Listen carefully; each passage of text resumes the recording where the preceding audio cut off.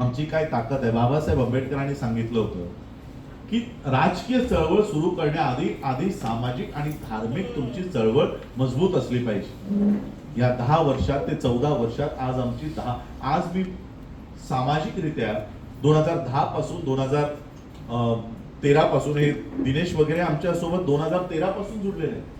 मी गावागावामध्ये जाऊन संपूर्ण संविधानावर प्रबोधन करायचं काम करतोय आम्ही कधीपासून 2013 पासून. या सगळ्या कार्यक्रमाचा या सगळ्या प्रबोधनाचा वापर आज कोणी केला देशामध्ये? या संविधानाच्या रॅल्या कोण काढत होतं? ज्याने या देशाचं संविधान बाबासाहेब आंबेडकर लिहू नये म्हणून प्रयत्न केले. ती लोक संविधानाची प्रत घेऊन फिरताना आपण बघितलं. बघा, ही लोक ज्या पद्धतीने राजकारणात रामाचा वापर करतात, मला यावेळेस दिसलं की यावेळेस राजकारणात बाबासाहेबांचा वापर होतो.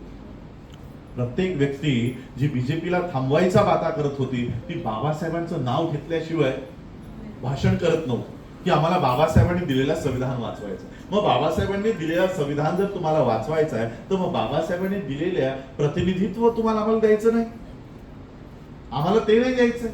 आज मला सांगा, एक तरी आमदार किंवा खासदार, आता आमदार तर राहिले नाहीत, पण एक तरी खासदार आंबेडकरी विचाराचा दिसला का तुम्हाला? जय भीम म्हणून सगळ्यात जास्त या संसदेच्या शपथविधीमध्ये सगळ्यात जास्त बोलले गेलेला शब्द आहे जय भीम. जय श्रीराम जास्त कोणी बोलले नाही, जय भीम बोलले. पण जय भीम बोलल्यानंतर मला एक तरी दाखवा की हा आंबेडकरी खासदार आहे. ते त्यांच्या पक्षाचे गुलाम. आणि म्हणून आम्ही त्यावेळेस निर्णय घेतला होता की 24 मध्ये आम्ही कुणालाही डिस्टर्ब करणार नाही. आणि 24 मध्ये जर यांनी भूमिका घेतली नाही तर मात्र ही मोमेंट आम्ही हाताळतो. आणि म्हणून आज त्या पद्धतीने आम्ही ही उतरलेलो आहे. आणि मी आजची तुम्हाला, उद्या जर इलेक्शन लागल्या ना, उद्याच्या तारखेला, तर आज मी 5 आमदार निवडून आणू शकतो एवढ्या ताकदीमध्ये. उद्या जरी लागला तरी. आता तर 2 महिन्याचा वेळ आहे. 15 ऑक्टोबरला मला वाटतं मताधिकाराचा दिवस आहे, 15 ऑक्टोबर. या 2 महिन्याचा वेळ मिळाला मला. ऑगस्ट, सप्टेंबर आणि 15 ऑक्टोबर पर्यंतचे 15 दिवस, 2 महिने 15 दिवस आज आमच्या हातामध्ये आहे.